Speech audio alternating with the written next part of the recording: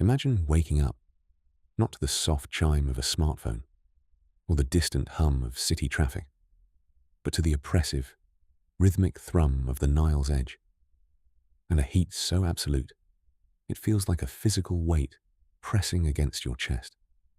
You are in the two lands, Kemet, the Black Land, long before the world knew the names of the Greeks or the Romans. Your first instinct is to reach for water, but here, water is not a transparent liquid from a tap. It is a precious, silt-heavy essence hauled in clay jars from a river that is both the bringer of life and a graveyard for the unwary. As you stand, your modern skin, unaccustomed to the relentless ultraviolet assault of the North African sun, begins to redden within minutes. The air is thick with the scent of stagnant water, roasting grain, and the pungent, unmistakable aroma of sun-baked mud and animal dung used for fuel. This is your first hour, and already the biological reality of the Bronze Age is beginning to dismantle your modern resilience. You look down at your feet, perhaps expecting the comfort of sneakers, but you find only the rough, burning sand. Even the simplest linen sandals are a luxury you might not possess. Every step you take is a negotiation with the earth, sharp pebbles, scorpions hiding in the shadows of limestone blocks, and the ever-present parasites that dwell in the dust. You feel a persistent crawling sensation on your scalp. It is not your imagination. Lice were a universal constant in ancient Egypt, so pervasive that the elite chose to shave every hair from their bodies and wear elaborate wigs instead.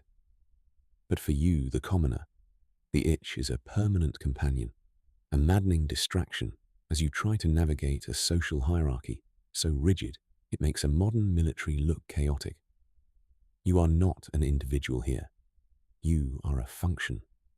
You belong to the land, and the land belongs to the Pharaoh, who is not merely a king, but a living conduit for the divine, a god whose very breath maintains the mayat, the cosmic balance of the universe. As the sun climbs higher, the heat reaches a staggering 45 degrees Celsius.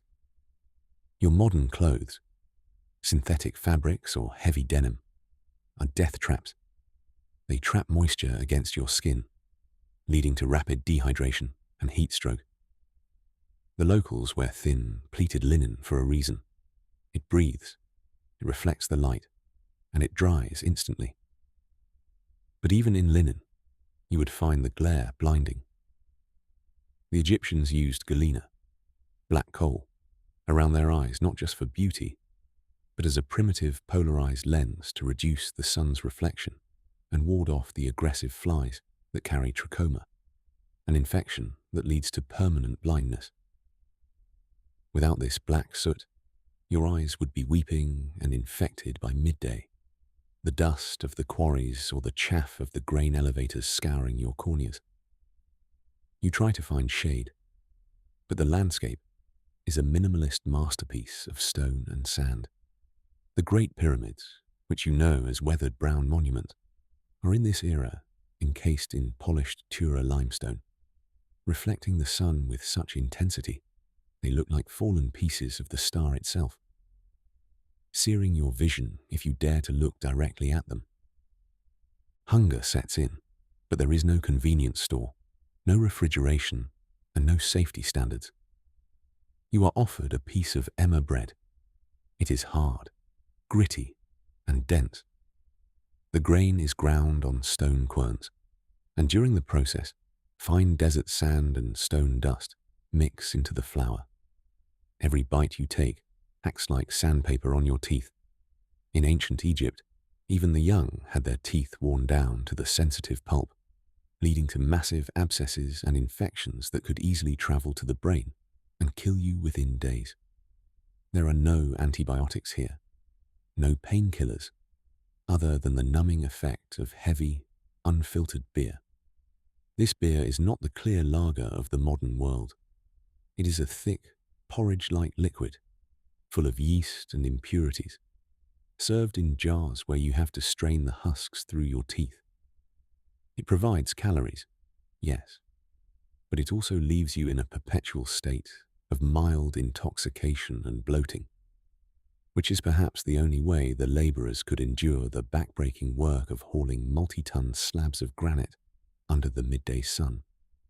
The Nile, which looks so inviting from a distance, is a trap for the modern soul.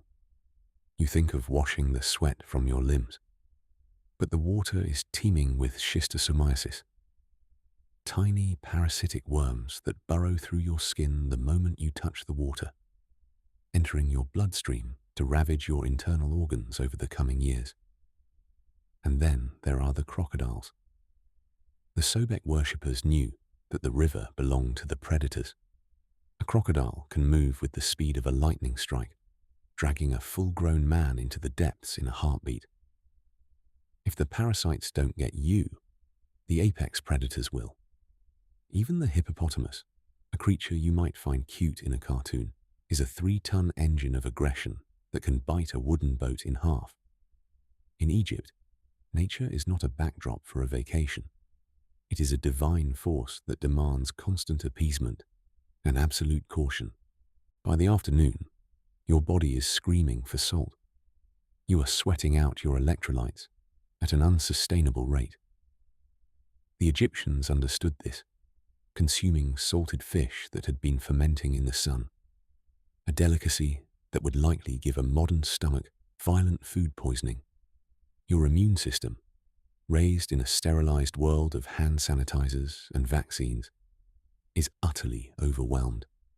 The common cold of the 21st century is nothing compared to the virulent strains of dysentery, malaria, and plague that circulate in the crowded mud-brick insulae of the worker villages. There is no privacy, no sanitation systems as we understand them. Waste is disposed of in the streets or the canals, and the flies act as the primary transport for 1,000 different agonies.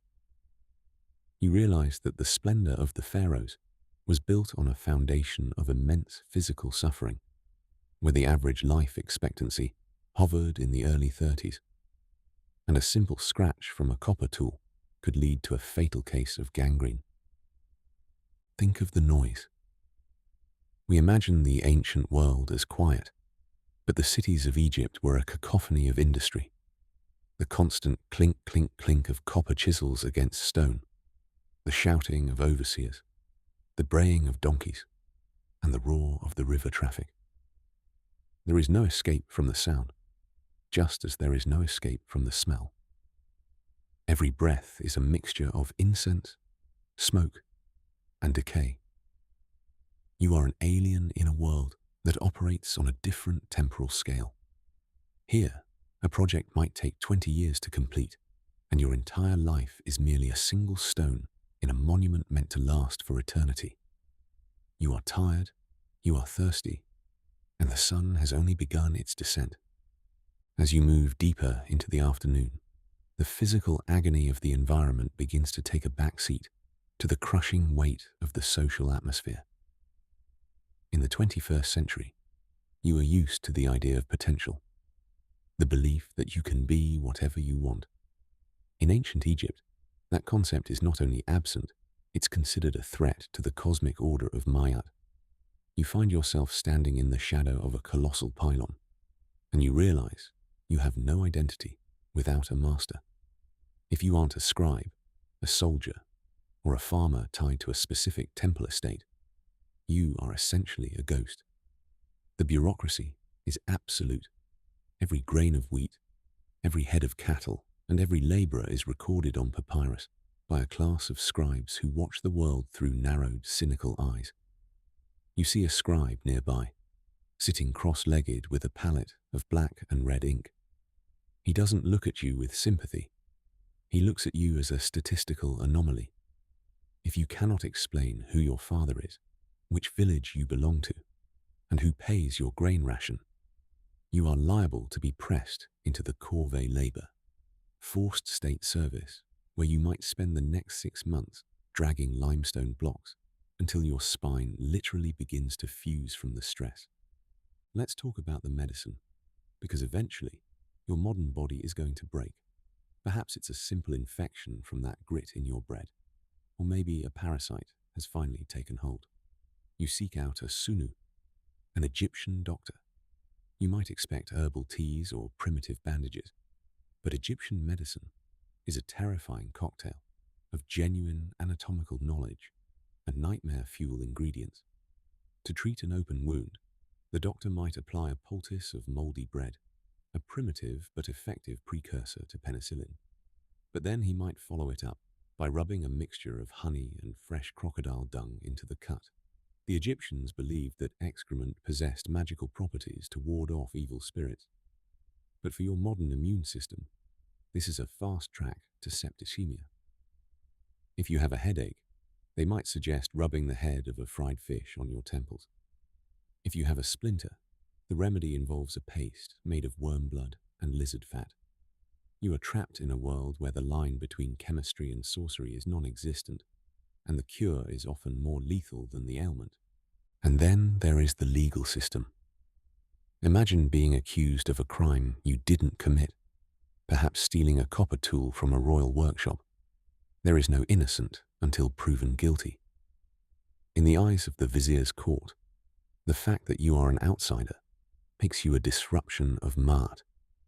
The standard method of interrogation involves the bastinado, beating the soles of your feet with a heavy stick until you confess. And confession is almost guaranteed.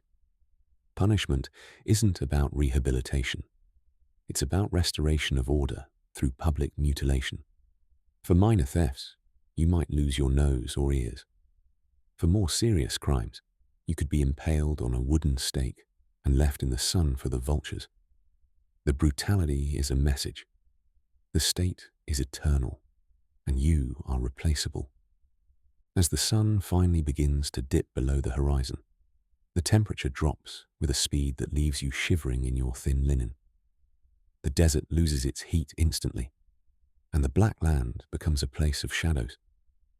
You think the day is over, but for the Egyptian mind, the night is when the real terrors emerge. This isn't just a period of darkness. It is the time when the sun god Ra enters the Duat, the underworld, to battle the chaos serpent Apophis. The Egyptians believed the world literally might not begin again tomorrow if the rituals weren't performed correctly. You lie down on a headrest made of carved wood or stone. They didn't use soft pillows, as they were seen as breeding grounds for insects and heat. And you listen. The silence of the Egyptian night is deafening. There are no streetlights, no distant hum of electricity, just the rustle of the reeds and the occasional blood-chilling laugh of a hyena from the desert fringe. You are surrounded by a culture that is obsessed with death, not because they are morbid, but because they are desperate to ensure that this life isn't the end. Every tomb you see, every ritual you witness, is a frantic attempt to bargain with the afterlife. You realize that you wouldn't last a day because your mind is built for the now, while theirs was built for the forever. You crave a glass of clean water, a soft bed, and the right to be forgotten. In Kemet, you are denied all three. You are part of a giant grinding machine made of stone and sun, and as you close your eyes, you pray to gods you don't believe in that the sun actually rises tomorrow. Consider the reality of gender and childhood in this unforgiving landscape. If you were a child in ancient Egypt, your chances of reaching your 5th birthday were less than 50%. High infant mortality was the grim tax paid to the gods of the Nile. From the moment you could walk, you were expected to contribute. There was no adolescence, no period of self-discovery. You were an adult the moment you could handle a hoe or a spindle. For women, life was a cycle of high-risk pregnancies without the benefit of modern obstetric care. While Egyptian women enjoyed more legal rights than many of their contemporaries, they could own property, initiate divorce, and enter into contracts. Their physical reality was one of constant labor and the ever-present shadow of maternal mortality. If a complication arose during birth, the midwives relied on amulets of the goddess Taweret and chants to drive away demons, while the physical toll on the mother remained unaddressed. The architecture of your daily life would be a claustrophobic maze of sun-dried mud bricks. The common houses were built close together to share walls and keep the interiors cool. But this also meant that disease spread with lightning speed. The floors were made of packed earth, often mixed with straw and animal hair, which became a sanctuary for fleas and parasitic worms. There were no windows as you know them, only small slits near the ceiling to keep the dust out and the cool air in.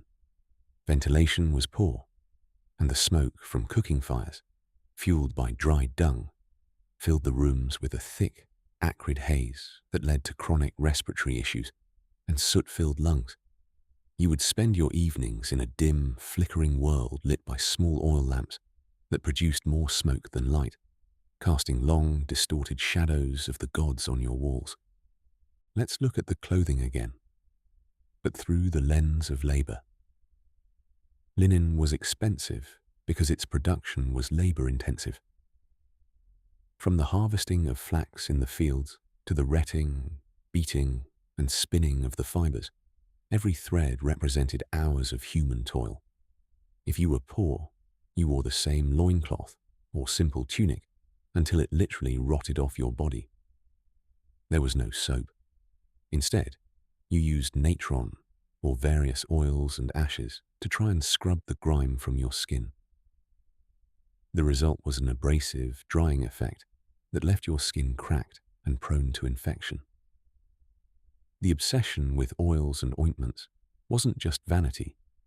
It was a survival mechanism to prevent the skin from splitting open under the desert sun. Yet, even with these precautions, your skin would become a map of scars, bites, and sunspots within weeks.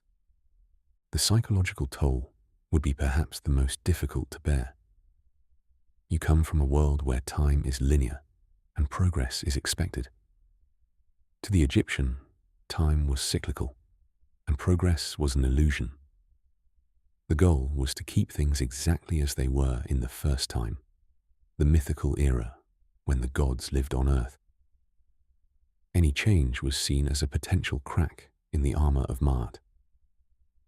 This created a society that was incredibly stable for thousands of years, but it also meant that individual initiative was suppressed. You would be surrounded by people who did exactly what their great-great-grandfathers did, without question or complaint. The lack of intellectual friction or the ability to voice dissent would feel like a mental cage. If you spoke out against the system, you weren't just a rebel. You were an agent of Isfet, the primordial chaos that sought to devour the world. Then there is the smell of the ritual world. The temples were not the clean, sterile museums we visit today. They were active, bloody slaughterhouses. Animal sacrifice was a central part of temple life. Thousands of cattle, goats, and birds were ritually slaughtered every day to feed the gods, which in reality meant feeding the massive priesthood. The smell of fresh blood, offal, and burning fat mixed with the cloying, heavy scent of expensive frankincense and myrrh. It was a sensory overload of life and death, an overwhelming olfactory reminder that the gods demanded a constant price for the rising of the sun. You would walk past these great stone complexes and hear the low chanting of the priests, the lowing of the condemned animals, and the rhythmic thud of the butcher's knives, all while the heat shimmering off the sand made the whole scene feel like a fever dream. If you tried to escape, where would you go? To the east and west lay the Red Land, the Deshret. It is a lifeless void of shifting dunes and jagged rock, where the god set reigns supreme. Without an organized caravan and a deep knowledge of the hidden wells, you would be dead from thirst within 48 hours. The desert was not just a geographic barrier, it was a supernatural one. It was the place of the restless dead and the monstrous beings that lived outside the protection of the Pharaoh. You were trapped in the thin green ribbon of the Nile Valley, a narrow strip of survival, surrounded by an infinite ocean of death. In your modern life, you are the center of your own universe. In ancient Egypt, you are a speck of dust on the hem of eternity. You would not last a day because you do not know how to be small. You do not know how to breathe the dust of the ancestors without choking. You do not know how to bow until your forehead touches the dirt without feeling a loss of dignity.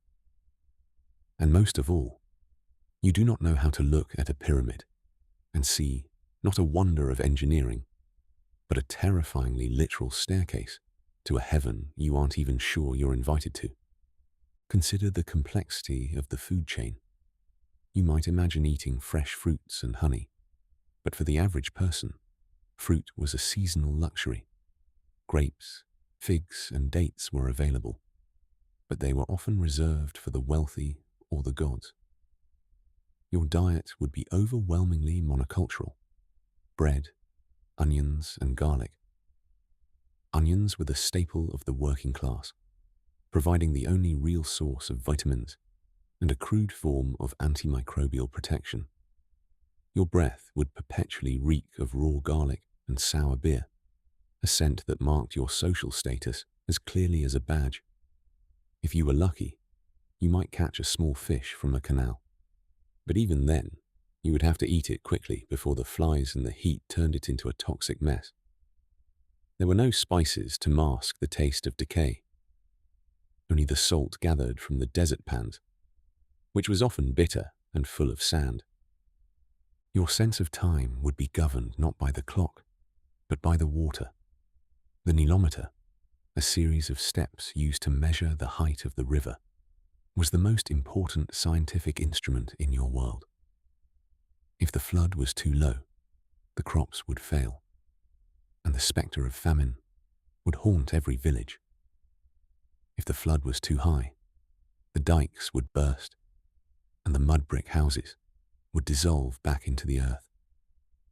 You lived in a state of perpetual anxiety, waiting for the river to decide your fate. This environmental stress created a collective psyche that was both deeply resilient and profoundly fatalistic. As the river wills was not just a phrase, it was a philosophy of surrender. The lack of iron is another hurdle you wouldn't expect. This is the age of copper and bronze. Copper tools are soft, they dull quickly and break easily. If you were a laborer, you would spend a significant portion of your day just sharpening your tools with abrasive stones. The sheer amount of physical effort required to do the simplest tasks, cutting wood, tilling soil, carving stone, is exponentially higher than anything you have ever experienced. Your muscles would ache in ways you didn't know were possible, and your hands would be a mass of blisters and calluses that never have a chance to heal. Even the way you communicated would be a barrier. Egyptian was a language of nuance and hierarchy. There were different ways to speak to a superior, an equal, and a subordinate. Using the wrong tone or the wrong word could be seen as an act of defiance, and unless you were among the tiny percentage of the elite who were literate, the world of written information was closed to you. The hieroglyphs you see on the walls aren't just decorations. They are the words of the gods, believed to have the power to come to life. To a commoner, a wall of text was a magical barrier, a source of awe and fear that reinforced your place at the bottom of the ladder. You lived in a world of symbols you couldn't read and rules you couldn't change. Finally, consider the concept of the West. In your world, the West is just a direction. In Egypt, it was the land of the dead. Every time the sun set, it died in the West. You would never build a house on the west bank of the Nile if you could help it. That was the place for the tombs and the mortuary temples. You lived your entire life facing the east, the direction of rebirth, while the silent, looming presence of the necropolis on the western cliffs served as a constant reminder of where you were eventually going. This wasn't a scary thought for them. It was the ultimate reality. But for a modern person, the constant literal proximity to the city of the dead would be psychologically draining. You would feel the eyes of the ancestors on you at all times, judging your every action against the standard of Ma'at. You would not last a day because you are used to living for yourself. An Egyptian lived for the ancestors, the gods, and the unborn, leaving very little room for the self in between. As you stand there, parched, sun-scorched, and covered in the dust of 1,000 years, you realize that the ancient Egyptians weren't just people from the past. They were a different kind of human, forged in a furnace of stone and spirit that we can barely imagine. Their endurance was legendary, their patience was infinite, and their faith was as solid as the granite of Aswan. You, with your modern comfort and your fragile skin, are a creature of a different world entirely. You are a flower of the greenhouse, and they were the thorns of the desert. And that is why, despite all your technology and your knowledge, you would be crushed by the weight of a single Egyptian afternoon. The transition from the world of the living to the world of the spirit began long before your heart stopped beating. In ancient Egypt, you were essentially preparing for your death from the moment you reached adulthood. If you were a middle-class citizen, a significant portion of your yearly income went to a burial society or was spent on commissioning a stone sarcophagus and collecting Shabti dolls, tiny figurines meant to perform your manual labor in the afterlife. You wouldn't last a day because you wouldn't be able to handle the sheer economic and mental pressure of funding your own eternity. Imagine working in the scorching sun, not to buy a better house or better food, but to save up for a high-quality salt treatment for your future corpse. Let's talk about the mummification process itself, because it represents the ultimate biological nightmare. If you died in Kemet, your body wasn't just buried, it was processed. You might have heard of the hook through the nose to remove the brain, but the reality was much messier. The embalmers were a specialized class of priests who worked in the Pernefer, the house of beauty, which was in reality a place of overwhelming stench and flies. They would make a small incision in your side with a sharp obsidian blade to remove your internal organs. Your liver, lungs, stomach, and intestines were washed in palm wine and packed with spices, then placed in canopic jars. But the heart, the seat of intelligence and emotion, was left inside, for you would need it to be weighed against the feather of truth in the hall of Ma'at. Then came the natron. This was a naturally occurring salt found in the Wadi Natron. Your body was buried in mounds of this salt for 40 days to draw out every drop of moisture. In the dry heat of the embalming house, you would shrink and darken until your skin became like tough, blackened leather. This wasn't a gentle process. It was a chemical dehydration that turned a human being into a preserved specimen. For a modern person, the idea of your body being treated like salt-cured meat is horrifying. But for the Egyptian, it was the only way to ensure the Ka and Ba, parts of your soul, had a home to return to. Without a body, you were truly dead, wandering the void as a mut, a restless and malevolent spirit. Even the bandages were a trial. Miles of fine linen were wrapped around the body, with amulets tucked into every layer, scarabs over the heart, jed pillars for the spine, the eye of Horus for protection. These weren't just jewelry. They were magical software meant to protect you from the monsters of the Duat. And once you were sealed in your tomb, the real journey began. You had to navigate a landscape of fire-breathing serpents, lakes of boiling blood, and gates guarded by demons with names like he who dances in blood, or he who eats the shadows of the dead. To pass, you had to know their secret names, which were written in the book of the dead, buried with you. If you were illiterate in life, you had to hope your family paid for a high-quality scroll, or your soul would be devoured by Amit, the eater of hearts, a beast with the head of a crocodile, the body of a lion, and the hindquarters of a hippopotamus. But let's step back from the tomb and look at the living infrastructure of the city again. Think about the insects. We have already mentioned lice and flies, but the ancient Egyptian landscape was an entomologist's nightmare. Because of the standing water in the irrigation canals, mosquitoes were a relentless plague.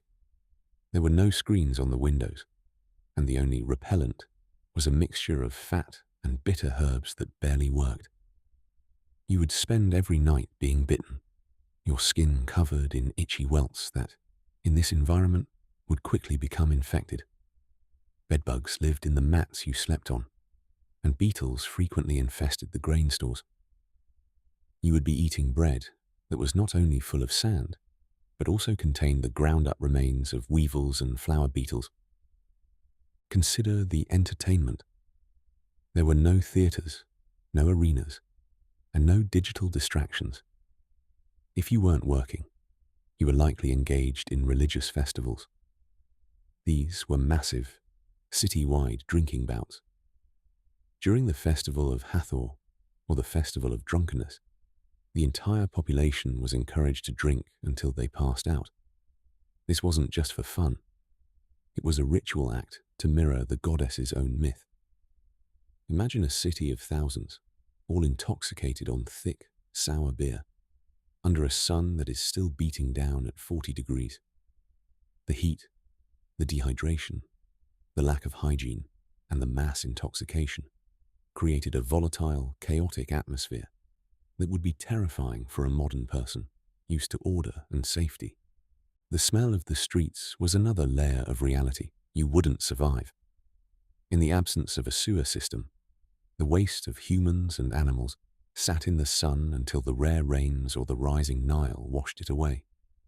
The black land was fertile because of the silt, but that silt was mixed with centuries of organic decay. The dust that blew through the streets was a concentrated powder of dried waste and mineral salt. Every breath you took carried particles of the very things that cause cholera and typhoid. Your modern lungs, used to filtered air and emissions standards, would be struggling against a constant onslaught of biological pathogens. Then there was the constant presence of the divine. In your world, God is often an abstract concept or a Sunday morning commitment. In Egypt, the gods were as real as the person standing next to you. If a storm blew in from the desert, it was the anger of Set. If the Nile rose perfectly, it was the blessing of Happy. This meant you lived in a state of constant ritual negotiation. You couldn't just do something. You had to ensure it was correct according to the omens. Every action, from planting a seed to entering a marriage, required a consultation with a local priest or an oracle. The mental exhaustion of having to check the spiritual weather for every move you made would break your modern sense of autonomy within hours. Think about the laundry. It sounds like a minor detail, but the washers of ancient Egypt had one of the most dangerous and physically demanding jobs. They worked on the banks of the Nile, beating heavy linen against rocks. Not only were they at constant risk from crocodiles, but the water itself was a chemical soup. They used wood ash and lye to clean the clothes, which would eat away the skin on their hands until they were raw and bleeding. And because the Nile was the source of everything, the same place they washed the clothes was often the same place the upstream village dumped its waste. You would be wearing clean linen that was actually a biohazard. The lack of iron also meant that everything was heavy. A bronze axe or a copper saw is heavier and less efficient than a steel one.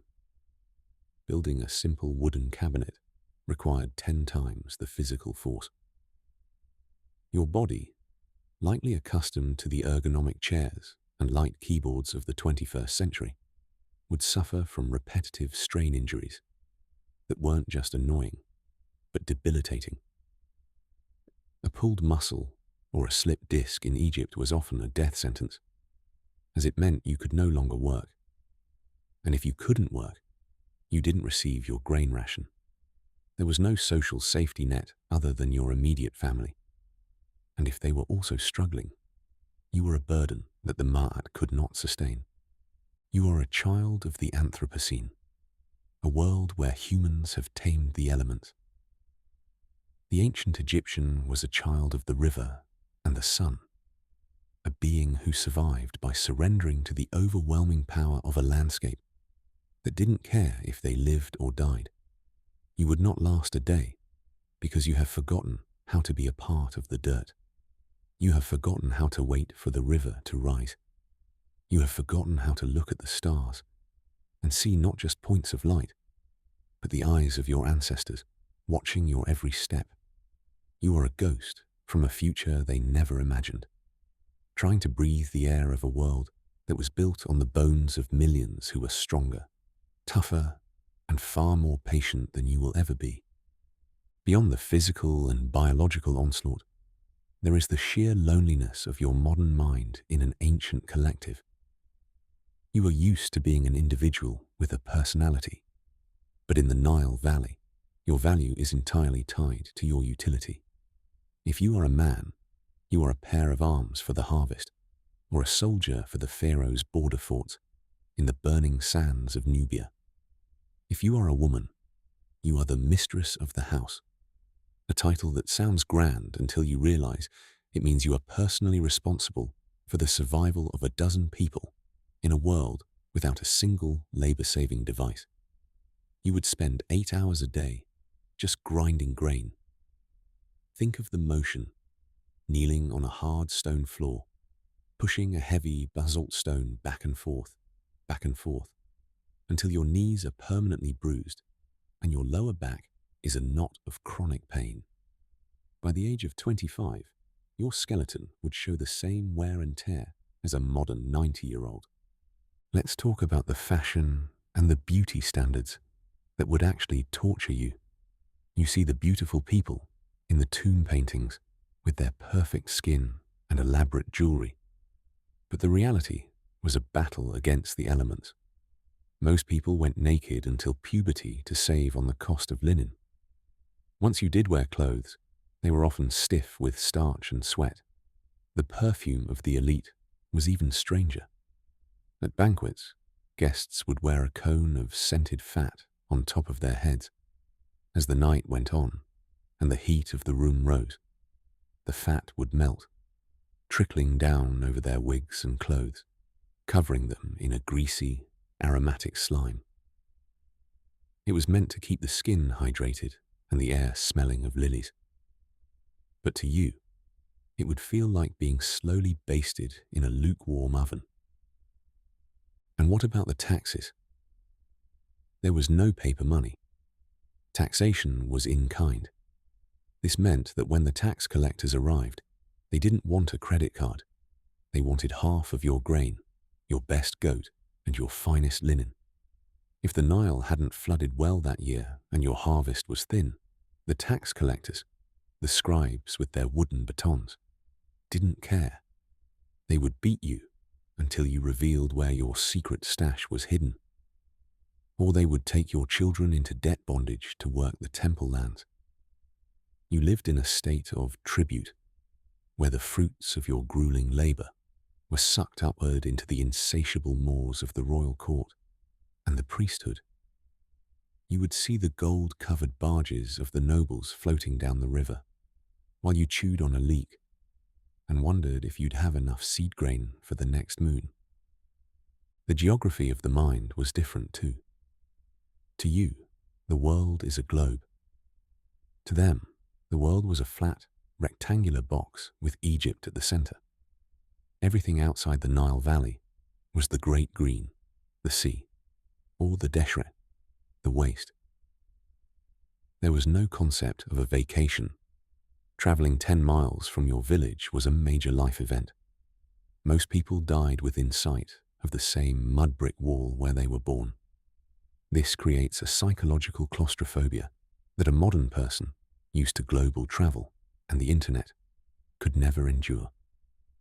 You are trapped in a tiny green slice of reality, and the desert cliffs on either side are the walls of your prison. Think of the dark magic, the Heka. You didn't just worry about criminals, you worried about the evil eye and the curses of the dead. If a child fell ill, you didn't look for a virus. You looked for which neighbor might have a grudge against you. You would wear dozens of amulets, tiny blue-glazed figurines of the dwarf god Bez to protect your sleep, or the Eye of Horus to protect your health. Every night was a battle against unseen forces. You would wake up in the middle of the night, hearing the wind howl through the cracks in the mud bricks. And you wouldn't think weather. You would think of the Aku, the spirits of the dead who had been forgotten and were now hungry for the life force of the living. Consider the absolute lack of quiet. Even in the middle of the desert, the construction of the monuments was a 24-hour operation during the flood season. Tens of thousands of men were camped out near the pyramid site. The smell of 40,000 men living in tents without plumbing, the smoke from thousands of communal kitchens, and the constant, rhythmic chanting of work gangs as they hauled 20-ton stones. Heave, heave, for the king, for the god. It was a high-pressure, industrial environment powered by human muscle and raw, unrefined calories. You would be one of those muscles. And when your muscle finally tore, or your bone finally snapped, there was no workers' compensation.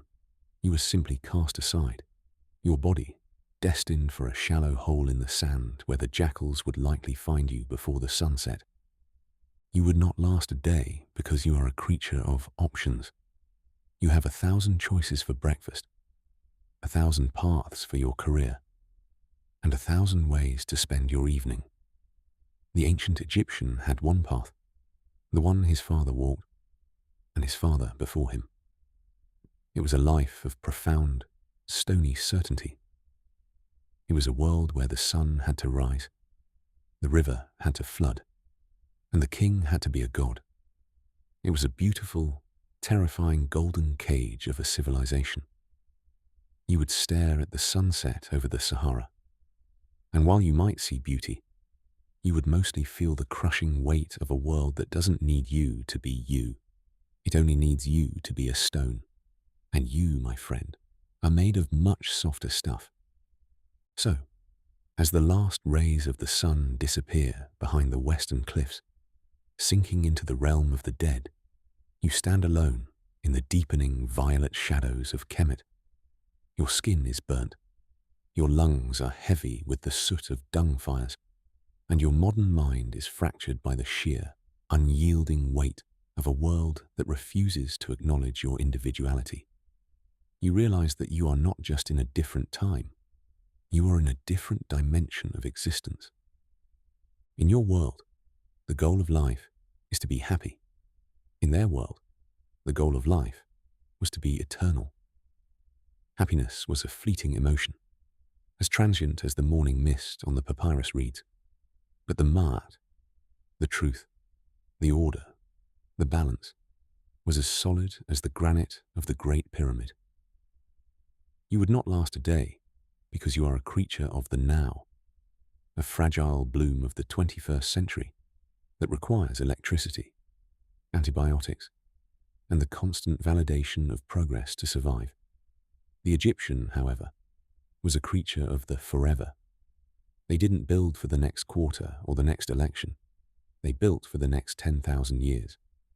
As the stars begin to wheel overhead, the imperishable ones that the pharaohs hoped to join, you feel a strange, cold humility. For all our technology, our high-speed internet, and our medical miracles, we have lost the ability to stand still. We have lost the capacity to look at a river and see a god, or to look at a stone and see a prayer. You came here thinking you were superior because you know how the world works. But you leave realizing you have no idea how to endure it. Ancient Egypt was not a mystery to be solved. It was a reality to be survived. It was a golden furnace that forged a people of such incredible resilience that their monuments still stand while our modern skyscrapers will likely be dust in a millennium. If you were truly dropped onto the banks of the Nile 4,000 years ago, you wouldn't be a hero, a traveler, or a king. You would be a whisper in the wind, a single grain of sand swallowed by the Sahara. You would close your eyes for the final time, exhausted by the heat, the parasites, and the crushing social silence, finally understanding the greatest secret of the pharaohs. Life is a brief, brutal shadow, and only the stone is real. As the desert wind brushes against your face, carrying the scent of the eternal river, you realize that the reason you wouldn't last a day is that in ancient Egypt, a day wasn't 24 hours. It was a small piece of eternity. And you, a traveler from a world of seconds and minutes, simply weren't built to survive the forever. The Nile continues to flow. The sun prepares to battle the serpent of chaos once again. And you, in the silence of the Egyptian night, finally understand that some worlds are meant to be admired from afar, through the safety of a screen, because the reality of the past is far more terrifying and far more magnificent than any dream.